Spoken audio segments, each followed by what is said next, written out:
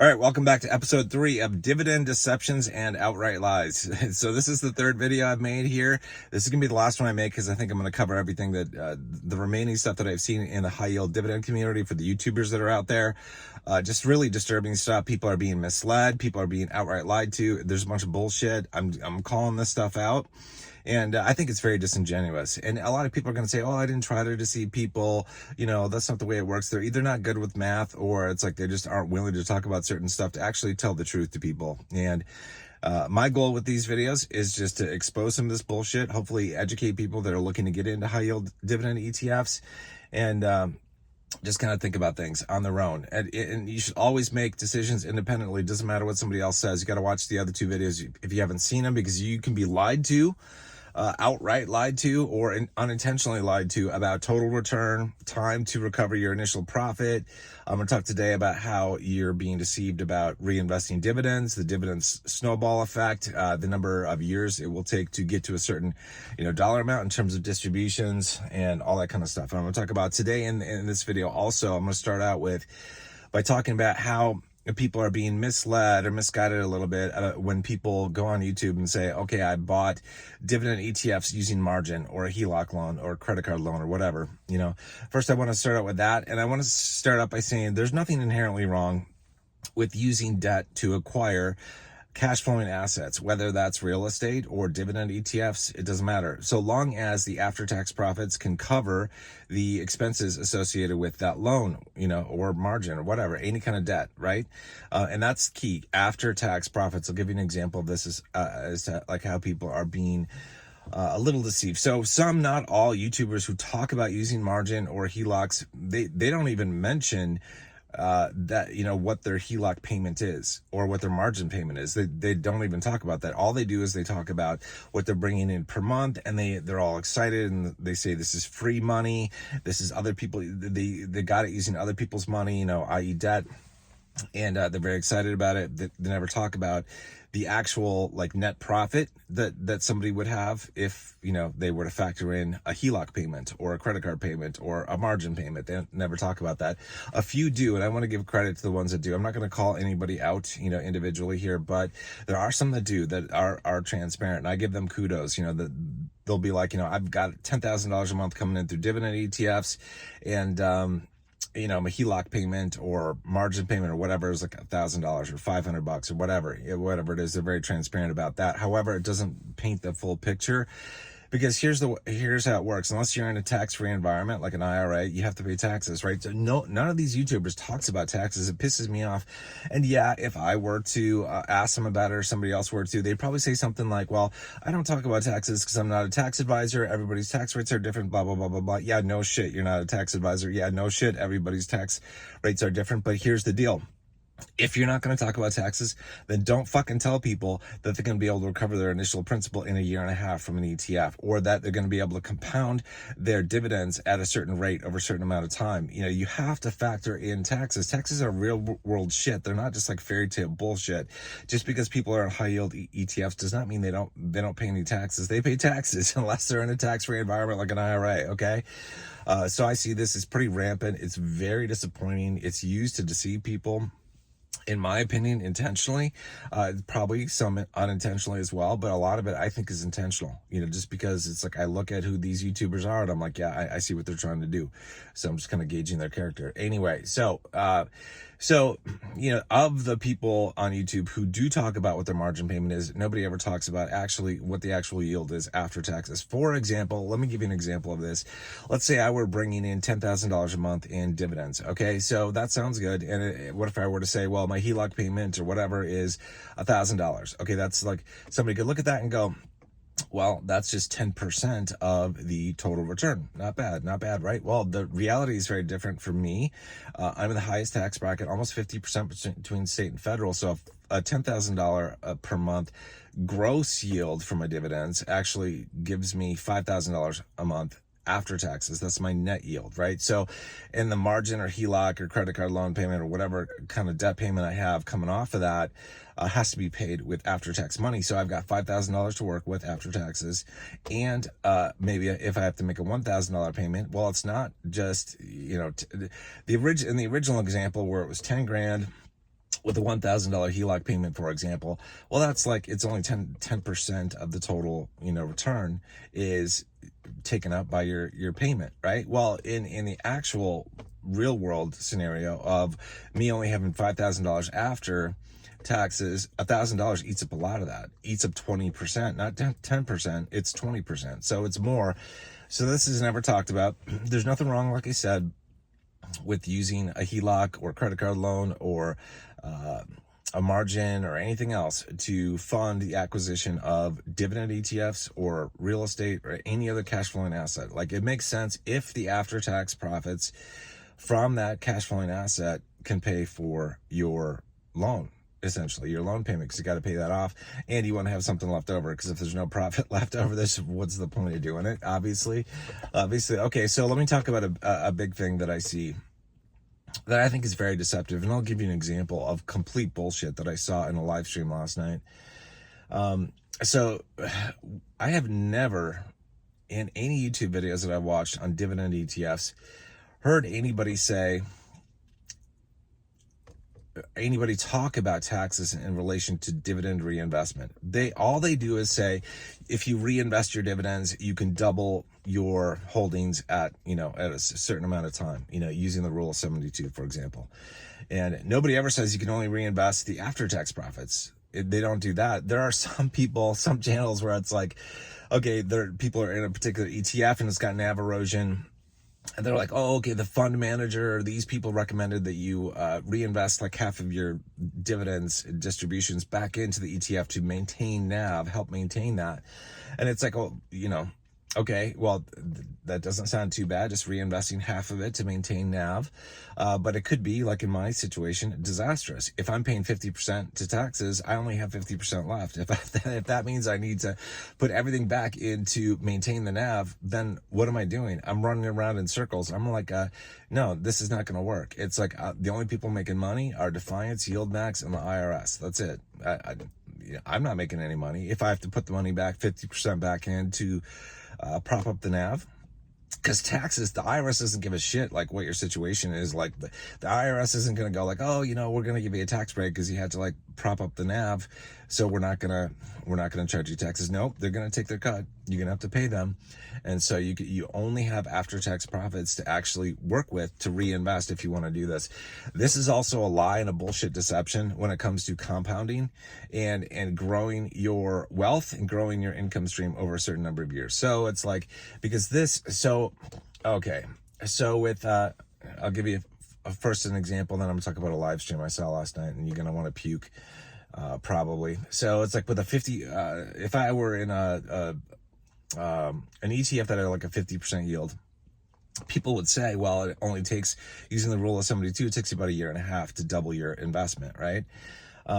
Okay, well, that's deceptive. That would be true if I were in a tax-free environment. However, if I'm not, like I said, at a 50% rate, well, then I only really have a 20% net yield, and it will take me about 3 years to actually double my investment, which is way longer than 1.5 years, twice as long, basically. So this is being used deceptively. And, okay, so I'm going to feed into this. I tuned into a live stream last night, and I was blown away by some of the shit that I heard. There was a high yield ETF YouTuber who said to his audience, you're not going to believe this. I mean, well, maybe you will. It depends, because I got some people from his channel that watch mine, and they'll be like, I believe. Okay, all right. But he said to his audience, you're all going to make $1 million a year in income in 7 years if you follow my strategy. Okay, you're all going to make $1 million a year in 7 years if you follow my strategy. All right, let me go into his strategy and why I think this is bullshit. But first of all, it's very disingenuous to say this to a community. What if, for the grayscalers out there that are watching this video, what if I were to tell you something like this? You're all going to make $50 million in the bull run by investing in grayscale using my strategy.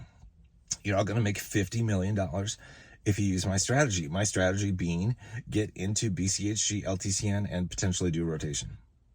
Okay, like that's bullshit. How could I possibly say that to you? I don't know how much you put in. I don't know what trust you went into. I don't know what price points you bought at. I don't know when you're going to cash out. All of our profits are pretty much guaranteed to be unique. We're not going to, none of us, no two of us are going to have the same amount of profit after this grayscale run. So for somebody to say, you're all going to be making $1 million a year after 7 years by following my strategy. Okay, that's bullshit. That's dangerous. There are people that look up to this guy that are just like mesmerized. It's disturbing, but you know, that's the way the world is. Anyway, so this guy, by the way, is also the guy, and he said this on his live stream last night. He said this before too, that if anybody in his community or from outside the community ever questions his investments or his strategy or ever talks about NAV erosion, they are banned from his Discord. He doesn't want them in the community. And he even said in his live stream last night that he doesn't give a damn about NAV erosion. He said that he doesn't give a damn about NAV erosion. It's like, well, to me, that's not very smart. Like, it's his money, fine. I don't care if he goes broke. What I'm concerned about is the people that listen to him. Like 9 months ago, there was like a retired school teacher who basically sunk her entire nest egg into Tesla.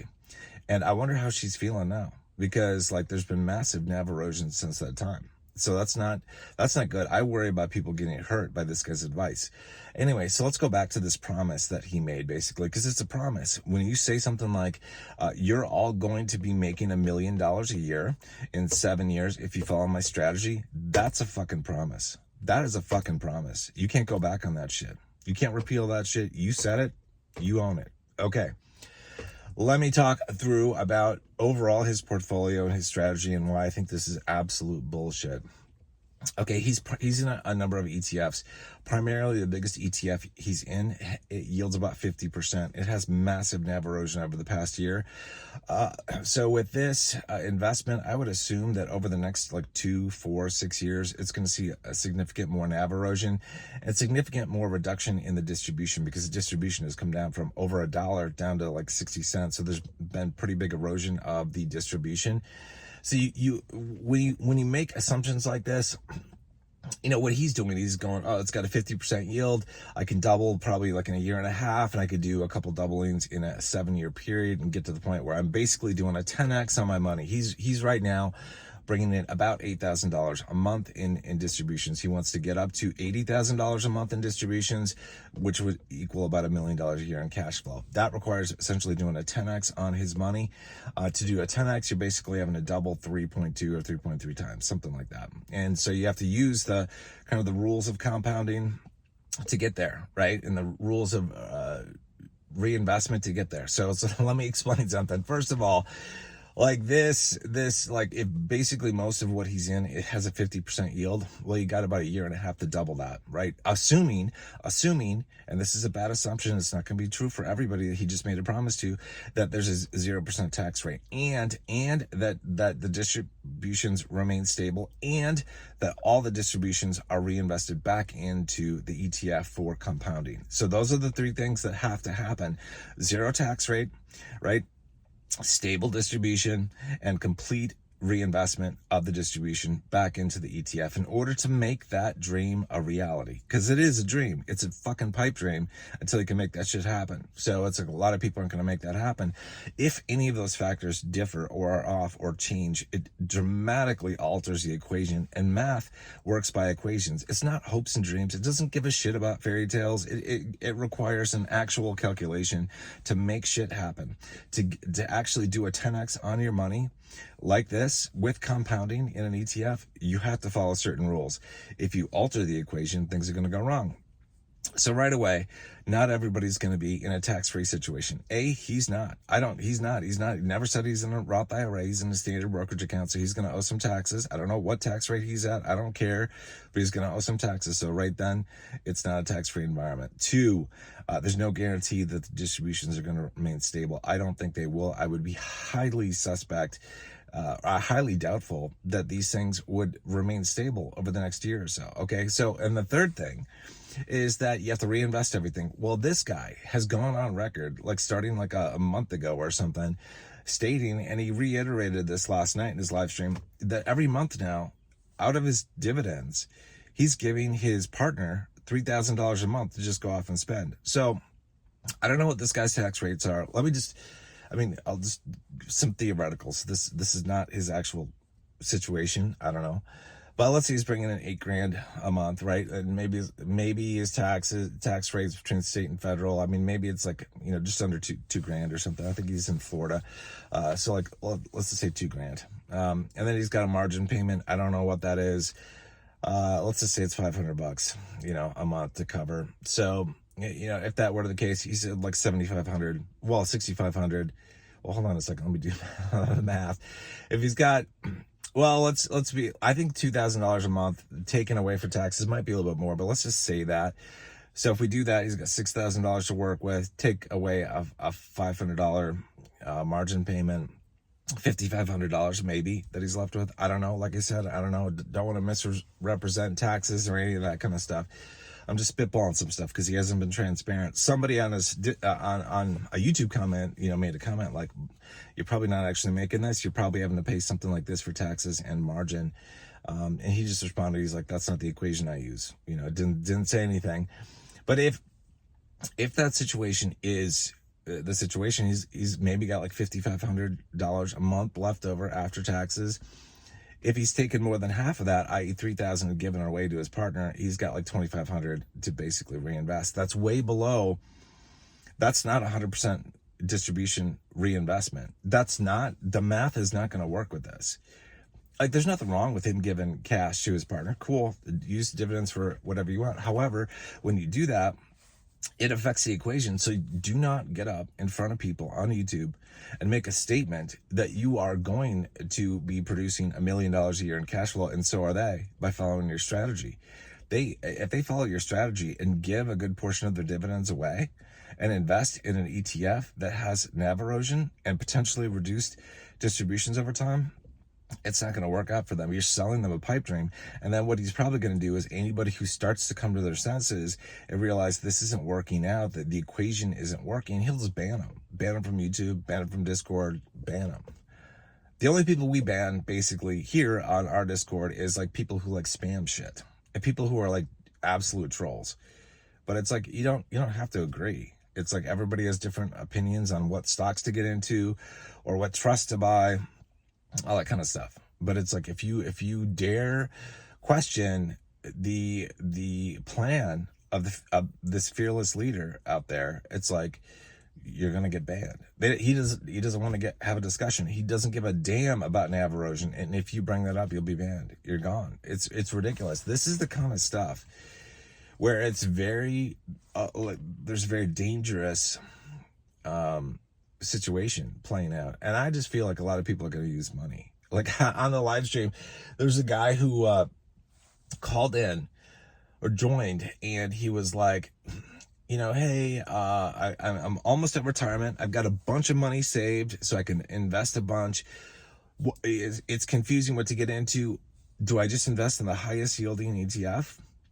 And I actually shut the live stream off there because I didn't want to hear the response, because I was just like, oh my God. I just kept remembering the school teacher from last fall who dumped all of her investments into Tesla and how she probably feels now, So, dangerous stuff out there. There's a lot of bullshit. You got to be careful who you listen to. Some people really don't like me, especially the people from this guy's channel that I'm talking about, the guy that I'm talking about. The people from his channel hate me. That's totally cool.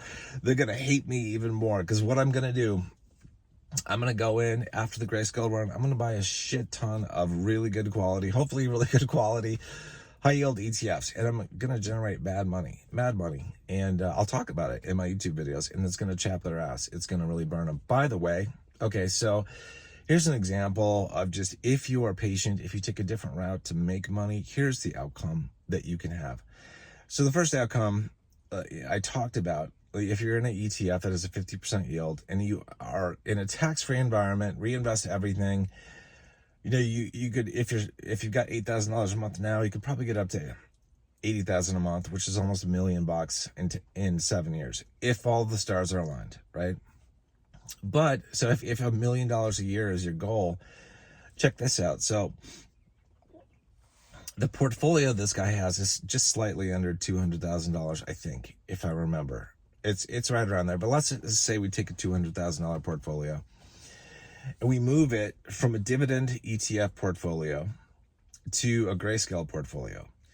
I think it's pretty reasonable to expect that if you put $200,000 into Grayscale, especially with some rotation, you should have no problem doing a 10x on that after taxes. I would think. I think that would be no problem. And getting up to like at least $2 million at the end of this bull run, I think you could actually exceed that.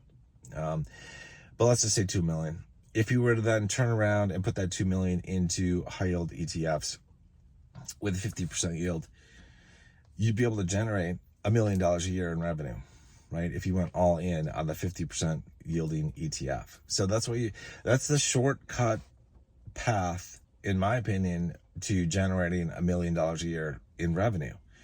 The long path is to reinvest your distributions.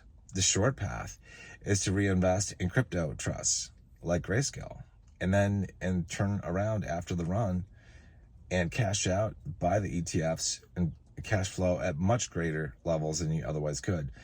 Just something to think about. Anyway, like I said, this is my last video that I do here. I might do another one. Like if I see more bullshit going on, generally speaking, I'm not going to call out everything somebody says. I don't have time for that. I don't have the patience for that, but just general things that I want people to stay aware of. Because it's a really, this guy, by the way, who I'm very critical of, he keeps saying that he's not doing this for the views. He doesn't care about YouTube, and yet he does care about YouTube. He's on YouTube all the time. It's like, if you are on YouTube, you can't say you're not a YouTuber. You are by definition a YouTuber. And he keeps saying that he's not a YouTuber and that he doesn't care, but he does care. And I don't like people that say that stuff because they're disingenuous. Like I'm